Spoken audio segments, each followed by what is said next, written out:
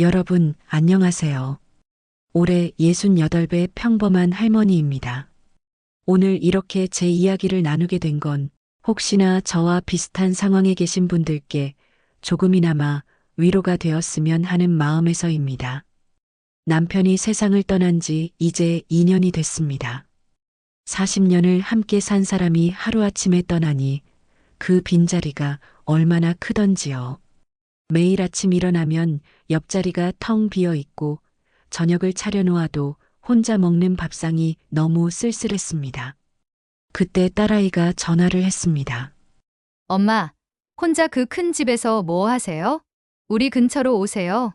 제가 작은 원룸 하나 얻어드릴게요. 손주들도 보시고, 저희도 자주 뵙고 그러면 좋잖아요. 딸의 목소리에는 진심이 담겨 있었습니다. 그동안 바빠서 자주 오지 못한 것에 대한 미안함도 섞여 있었고요. 저는 한참을 망설였습니다. 평생을 살아온 이 고향을 떠난다는 게 쉬운 일은 아니었거든요. 하지만 딸의 간곡한 부탁에 그리고 사랑하는 손주들을 자주 볼 수 있다는 기대에 결국 고개를 끄덕였습니다. 이사를 준비하는 동안 동네 친구들이 많이 아쉬워했습니다. 순자야, 진짜 가는 거야? 우리 할머니들 모임은 어떡하고? 애들이 원하는데 어쩌겠어. 나도 손주들 보고 싶고 말이야. 40년을 살아온 집을 정리하는 일은 생각보다 힘들었습니다. 남편과의 추억이 담긴 물건들, 아이들 어렸을 적 사진들, 하나하나가 다 애틋했습니다. 그래도 딸네 근처에서 새로운 삶을 시작한다는 기대감으로 짐을 쌌습니다. 딸이 구해준 원룸은 깔끔했습니다. 딸네 아파트에서 차로 10분 거리였죠. 처음엔 모든 게 낯설었습니다. 동네 지리도 모르겠고 마트가 어딨는지 병원은 어딨는지 하나부터 열까지 다 새로 익혀야 했습니다. 그래도 손주들을 보는 기쁨이 컸습니다. 첫째 민준이는 6살, 둘째 서연이는 4살이었어요. 애들이 할머니 하고 달려오는 모습을 보면 세상을 다 가진 것 같았습니다. 이사 온 지 일주일쯤 됐을 때 딸이 찾아왔습니다. 엄마, 죄송한데요. 제가 직장 다니잖아요. 그래서 애들 좀 봐주실 수 있으세요? 어린이집 끝나고 제가 퇴근할 때까지만요. 그럼 그래야지. 내가 뭐하러 여기 왔겠니? 당연히 봐줘야지. 처음엔 그저 사랑하는 손주들을 돌본다는 생각에 기쁜 마음이었습니다. 하지만 며칠이 지나자 딸의 태도가 조금씩 달라지기 시작했습니다. 어느 날 딸이 A사 용지 한 장을 건넸습니다. 엄마, 이거 스케줄표예요. 애들 루틴이 중요하거든요. 이대로 꼭 지켜주세요. 스케줄표를 보는 순간 저는 할 말을 잃었습니다. 오후 3시 마이너스 어린이집 픽업. 민준이는 초록색 가방, 서연이는 분홍색 가방 확인. 물통과 알림장 체크. 오후 3시 30분 마이너스 간식 시간. 민준이 우유 200ml 바나나, 반개 사과는 알레르기 있으니 절대 금지. 서연이 두유 150ml, 딸기 3개 꼭 깨끗이 씻을 것. 초콜릿, 사탕류 금지. 오후 4시 마이너스 학습 시간. 민준이 한글 공부 30분 교재 3쪽, 틀리면 다시. 서연이 색칠 공부 20분. TV 시청 금지. 오후 5시 마이너스 자유놀이. 실내에서만 놀기. 스마트폰, 태블릿 사용 금지. 날씨 좋으면 아파트 놀이터 30분 반드시 손 씻고 들어오기. 오후 6시 마이너스 저녁 식사 준비. 손 씻기. 식탁에 앉아서 기다리기. 오후 6시 30분 마이너스 엄마 퇴근 인계. 종이 뒷면에는 더 자세한 주의사항들이 빼곡히 적혀 있었습니다. 엄마, 애들 교육이 중요한 시기거든요. 요즘 애들은 다 이렇게 키워요. 엄마가 예전에 우리 키우던 방식으로 하시면 안 돼요. 알았어. 그날부터 저는 그 스케줄표대로 움직였습니다. 시계를 보며 분 단위로 일정을 지켰습니다. 마치 어린이집 선생님이 된 기분이었죠. 시간이 지날수록 요구사항은 더 늘어났습니다. 엄마, 민준이 받아쓰기 시험 있는데 매일 연습 좀 시켜주세요. 엄마, 서연이 피아노 학원 데려다 주실 수 있죠? 제가 시간이 안 돼서요. 엄마, 애들 저녁 준비해 주시면 안 될까요? 제가 요리할 시간이 없어서요. 어느새 저는 매일 오후 3시부터 7시까지 딸네 집에 있게 됐습니다. 아니, 어떤 날은 딸이 야근을 하면 8시, 9시까지도 있었어요. 제 원룸은 그저 잠만 자러 가는 곳이 됐습니다. 아침에 일어나면 서둘러 딸네 집으로 가고 밤늦게 파김치가 돼서 돌아왔습니다. 몸이 아파도 쉴 수가 없었습니다. 한 번은 감기가 심하게 걸려서 딸에게 전화했습니다. 민지야, 미안한데 오늘은 몸이 너무 안 좋아서. 엄마, 그럼 저 어떡해요? 오늘 중요한 회의 있어서 절대 못 빠지는데 감기약 드시고 좀 참아주세요. 제발요. 결국 그날도 아픈 몸을 이끌고 손주들을 돌봤습니다. 저녁을 차리고 아이들을 씻기고 재우고 나니 기력이 다 빠졌습니다. 그러던 어느 날 딸의 친구들이 집에 놀러 왔습니다.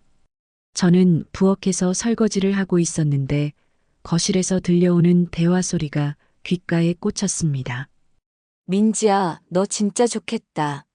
친정엄마가 애들 봐주시니까. 그러게. 나는 보육비 아낄 수 있잖아. 우리 엄마가 워낙 애들 좋아하셔서. 근데 돈은 들여. 아니, 엄마가 좋아서 봐주시는 건데 그건 좀. 대신 가끔 용돈 드리지 뭐. 그 말을 듣는 순간 가슴 한쪽이 무너지는 것 같았습니다. 좋아서 봐주는 것이라고요? 저는 지금 좋아서 이러는 걸까요? 물론 손주들은 사랑스럽습니다. 하지만 매일같이 빡빡한 스케줄에 맞춰 아이들을 돌보는 일이 마냥 즐겁기만 한 건 아니었습니다. 제 시간은 하나도 없었고 제 의견은 존중받지 못했습니다. 예전에 인터넷에서 본 글이 떠올랐습니다. 어떤 친정엄마가 올린 사연이었죠. 딸이 애를 맡기면서 엄마 요즘 애 키우는 게 얼마나 힘든지 아세요? 제가 직장 다니는 거 이해해 주셔야죠 이러더라고요. 나도 애 셋 키웠는데 내가 직장 다닐 때는 누가 도와줬나요? 근데 딸은 그걸 당연하게 생각하는 것 같아서 속상했어요. 그때는 그저 남의 일 같았는데 지금 제가 똑같은 상황이 됐습니다. 가장 힘들었던 건 감정 노동이었습니다. 아이들이 말을 안 들을 때도 있습니다. 당연한 거죠, 아이들인데. 그럴 때 제가 조금만 단호하게 말하면 딸이 전화를 했습니다. 엄마, 애들한테 왜 그렇게 소리 지르세요? 민준이가 울면서 전화했잖아요. 요즘 애들은 존중하면서 키워야 한다니까요. 아니, 그게 아니라 민준이가. 엄마는 예전 방식으로 키우려고 하시잖아요. 애들 자존감 떨어져요. 제발 좀 이해해 주세요. 반대로 아이들이 때를 쓸 때 제가 들어주면 또 혼났습니다. 엄마, 왜 애들 말을 다 들어주세요? 그러니까 버릇이 없어지지. 제가 원칙대로 하라고 스케줄표 드렸잖아요. 도대체 어떻게 하란 건지 모르겠더라고요. 무엇을 해도 틀렸습니다. 민준이가 한글을 어려워해서 제가 재미있는 방식으로 가르쳤더니 딸이 화를 냈습니다. 엄마, 그렇게 하면 안 돼요. 교재대로 해야 학교 가서 적응해요. 엄마, 방식은 구식이에요. 서연이가 그림을 그리고 싶다고 해서 자유롭게 그리게 했더니 또 지적받았습니다. 엄마, 색칠 공부 교재 있잖아요. 왜 딴 거 하게 해요? 선 안에 색칠하는 연습을 해야 소근육이 발달한다고요. 저는 그저 돌봐주는 사람이 아니라 딸이 시키는 대로만 움직이는 기계 같았습니다. 한 번은 민준이가 감기에 걸렸습니다. 제가 옛날 방식대로 따뜻한 물에 수건을 적셔 이마에 올려주고 생강차를 끓여줬어요. 딸이 퇴근하고 와서는 화를 냈습니다. 엄마, 왜 병원 안 데려가셨어요? 요즘 누가 이렇게 해요? 당장 병원 가야죠. 민준이가 그렇게 심하지 않아서. 엄마가 어떻게 알아요? 의사도 아니시면서 제가 믿고 맡긴 건데 이렇게 무책임하게 하시면 어떡해요? 그 말이 너무 아팠습니다. 무책임하다니요. 저는 제 목숨보다 소중한 손주들을 돌보고 있는데 무책임하다는 말을 들었습니다. 제 친구 영희도 비슷한 경험을 했다고 했어요. 인터넷에 이런 사연을 올렸더라고요. 딸이 손주를 맡기면서 엄마, 절대 아무 음식이나 주지 마세요. 알레르기 검사하고 올게요라고 하더라고요. 나는 그 딸을 어떻게 키웠는데 내가 믿음이 없나 봐요. 저도 똑같았습니다. 40년 동안 딸을 키워냈고 건강하게 잘 자랐는데 이제 와서 제가 하는 모든 게 의심받는 기분이었습니다. 돈 이야기는 하기 싫었습니다. 하지만 현실적으로 생각하지 않을 수 없었어요. 저는 매일 왕복 20분씩 차를 타고 딸네 집에 갔습니다. 교통비가 만만치 않았죠. 아이들 간식도 제가 사다 주는 경우가 많았고 가끔 밖에서 외식을 시키기도 했습니다. 한 달에 제 생활비가 얼마나 드는지 계산해 보니 눈물이 났습니다. 연금으로 근근히 살아가는데 딸내 손주들 돌보느라 제 돈이 다 나갔습니다.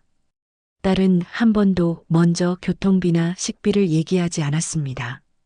가끔 명절이나 생일에 용돈을 주긴 했지만 그건 그거고 이건 이거 아닌가요? 인터넷에서 이런 글을 본 적이 있습니다. 어린이집은 한 달에 50만 원 넘게 내요. 베이비시터는 시간당 1만 원이에요. 그런데 친정 엄마한테는 왜 당연하게 공짜로 맡기는 걸까요? 내 엄마도 생활비가 필요한 사람인데 왜 아무도 그 얘기를 안 할까요? 저도 그 생각이 들었습니다. 물론 돈을 바라고 돌보는 건 아닙니다. 하지만 최소한의 경제적 부담이라도 나눠주면 안 될까요? 제가 욕심쟁이인가요? 결국 터진 건 작년 겨울이었습니다. 그날은 제가 허리가 너무 아팠습니다. 몇 달째 무리해서 아이들을 안고 업고 하다 보니 허리가 안 좋아졌거든요. 아침에 일어나는 것도 힘들 정도였습니다. 딸에게 전화했습니다. 민지야, 오늘은 정말 못 갈 것 같아. 허리가 너무 아파서 병원 가봐야 할 것 같아. 엄마, 농담 아니시죠? 오늘 저 정말 중요한 프레젠테이션 있어요. 이거 망치면 승진물 건너가요? 제발 좀 도와주세요. 민지야, 엄마도 사람이야. 아프면 쉬어야지. 엄마는 맨날 아프시네요. 그럼 저는 어떡하라고요?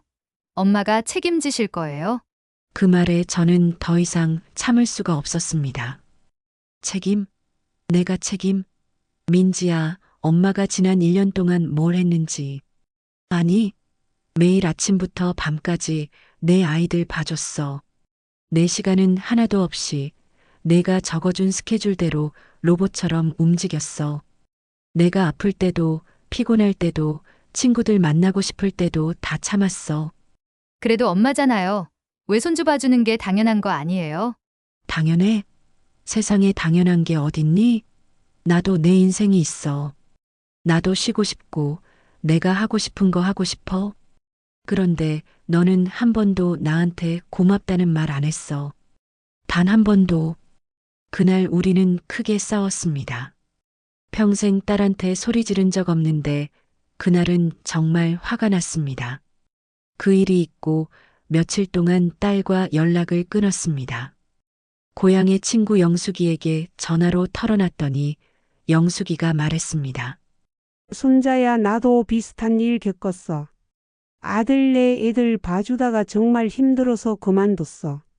처음엔 며느리가 섭섭해했지만 지금은 서로 적당한 거리 두고 잘 지내. 너도 한번 생각해봐. 영희도 전화를 했습니다.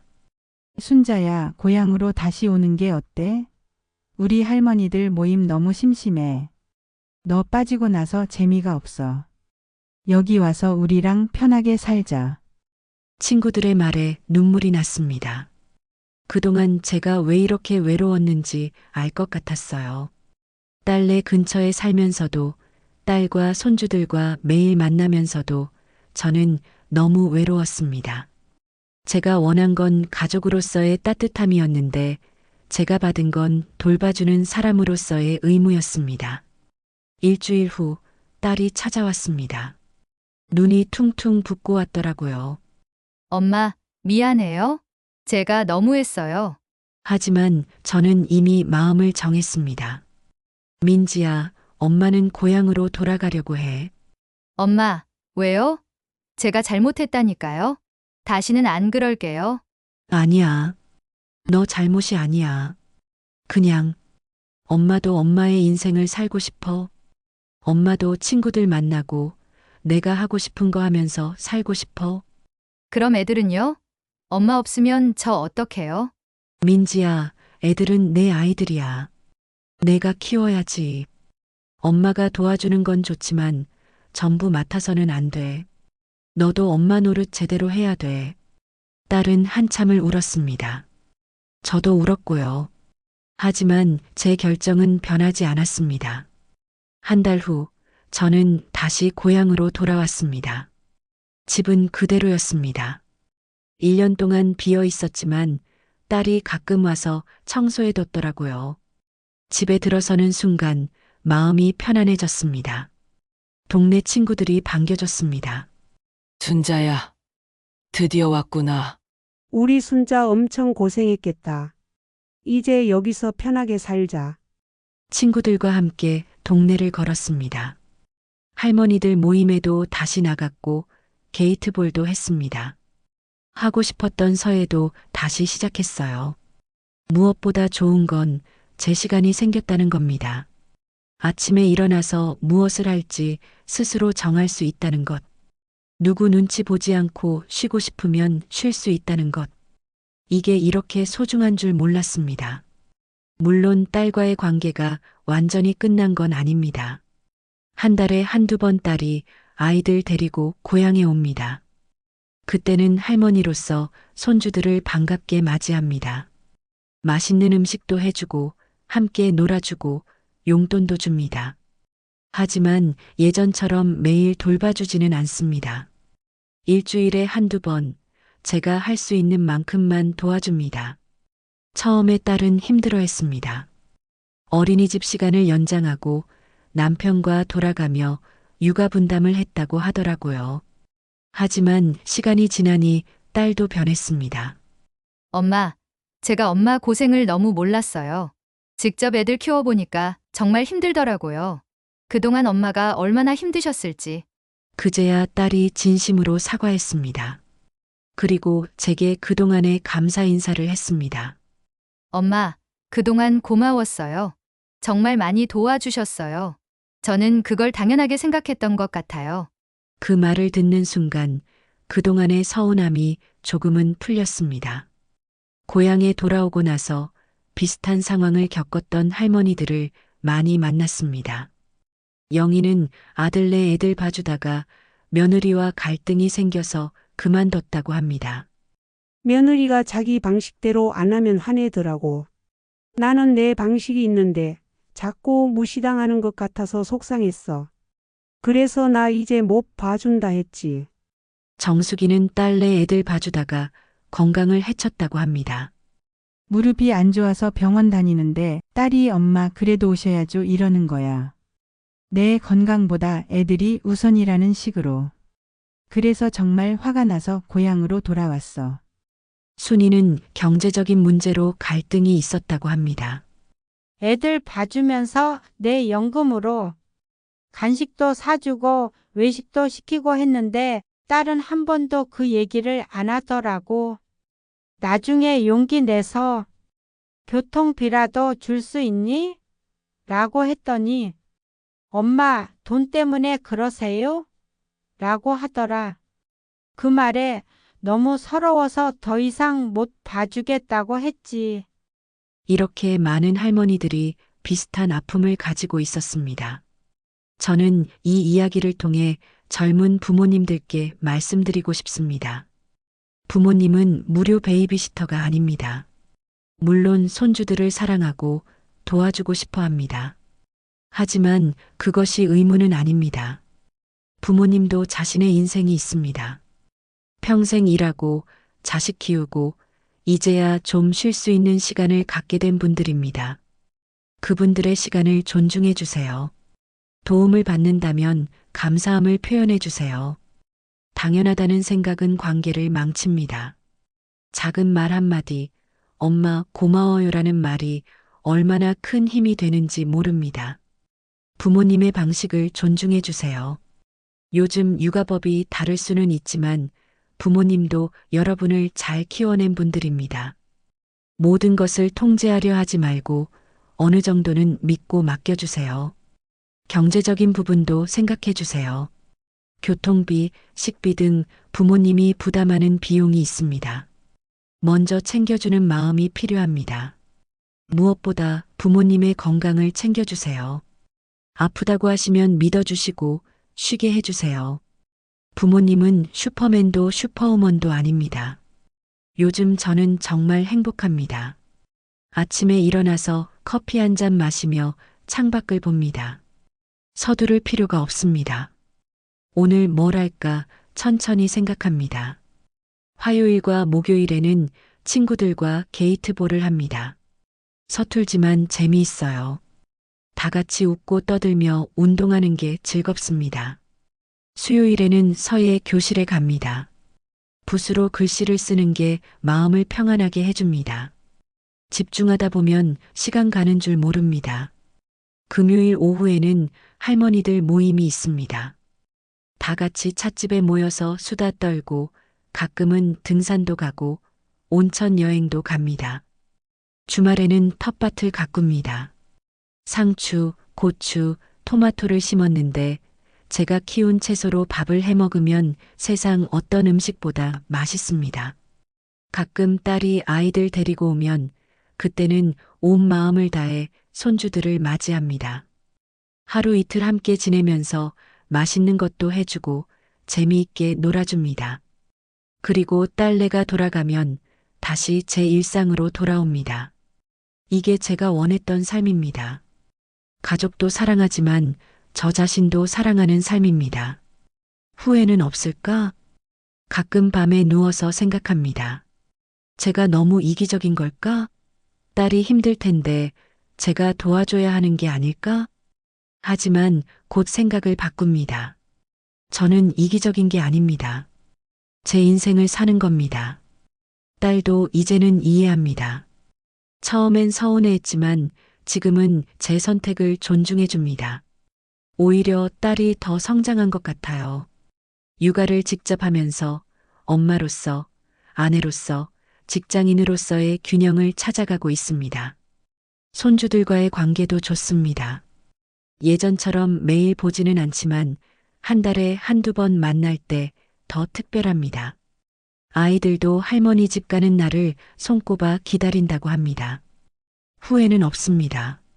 만약 그때로 돌아간다 해도 저는 똑같은 선택을 할 겁니다.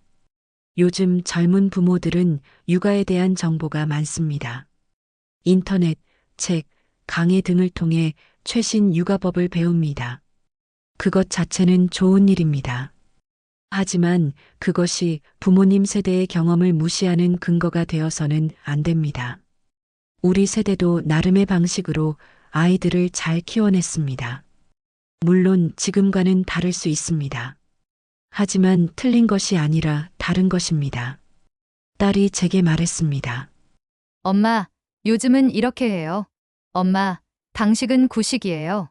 구식이라는 말이 너무 아팠습니다. 제 경험과 지혜가 한순간에 무가치해진 느낌이었죠. 젊은 부모님들께 말씀드리고 싶습니다. 최신 육아법도 좋지만 부모님의 경험도 소중합니다. 둘을 조화롭게 섞는 지혜가 필요합니다. 제가 고향으로 돌아온 후 딸과의 관계는 오히려 더 좋아졌습니다. 거리를 두니 서로를 더 존중하게 됐습니다.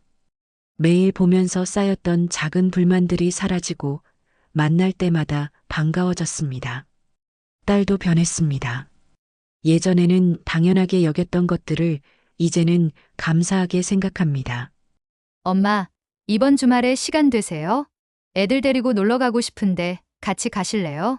엄마, 오늘 제가 불고기 해볼게요. 엄마, 레시피 좀 알려주세요. 엄마, 요즘 어떻게 지내세요? 건강은 괜찮으세요? 이런 말들을 들으면 마음이 따뜻해집니다. 그리고 저도 변했습니다. 예전에는 딸을 위해 제 모든 것을 희생해야 한다고 생각했습니다. 하지만 이제는 알아요. 제가 행복해야 딸에게도 좋은 엄마가 될 수 있다는 것을요. 지금 이 글을 쓰면서 창밖을 봅니다. 봄이 왔습니다. 텃밭에 심은 상추가 파릇파릇 올라오고 있습니다. 내일은 친구들과 등산 가기로 했습니다. 다음 주에는 딸이 손주들 데리고 온답니다. 제 인생이 다시 제 것이 된 기분입니다. 누군가는 제 선택을 이해하지 못할 수도 있습니다. 손주를 버렸다고, 딸을 버렸다고 생각할 수도 있겠죠. 하지만 저는 아무것도 버리지 않았습니다. 오히려 찾았습니다. 제 자신을 찾았습니다. 가족을 사랑하는 것과 나 자신을 사랑하는 것. 이 둘은 충돌하는 게 아니라 조화를 이뤄야 합니다. 저는 이제 알아요. 내가 행복해야 다른 사람도 행복하게 해줄 수 있다는 것을요. 여러분도 기억하세요. 당신의 행복도 중요합니다. 당신의 인생도 소중합니다. 고향으로 돌아온 지 이제 6개월이 지났습니다. 이곳에서 저는 다시 웃을 수 있게 됐습니다. 진심으로 웃을 수 있게 됐습니다. 딸과의 관계도 손주들과의 관계도 예전보다 더 건강해졌습니다. 거리가 생기니 더 그리워지고 만날 때마다 더 특별해졌습니다. 이것이 제가 원했던 삶입니다. 여러분도 당신이 원하는 삶을 사세요. 누구를 위한 삶이 아니라 당신 자신을 위한 삶으로. 감사합니다. 제 이야기를 들어주셔서요. 이 이야기가 누군가에게 작은 위로라도 되었으면 좋겠습니다. 그리고 기억하세요. 당신은 소중한 사람입니다. 당신의 행복도 중요합니다. 인생은 여행입니다. 때로는 멈춰서 쉬어가도 괜찮습니다. 때로는 방향을 바꿔도 괜찮습니다. 중요한 건 당신이 행복한 여행을 하는 것입니다. 오늘 이야기는 여기까지입니다. 다음 이야기에서도 더 흥미진진한 이야기로 찾아뵙겠습니다. 조, 대, 구, 알. 좋아요, 댓글, 구독, 알람은 더 많은 이야기 제작에 힘이 됩니다. 지금까지 사연당에서 전해드렸습니다. 감사합니다. 얼른 구독하셔서 새로 올라오는 글을 빠르게 알람 받아보세요.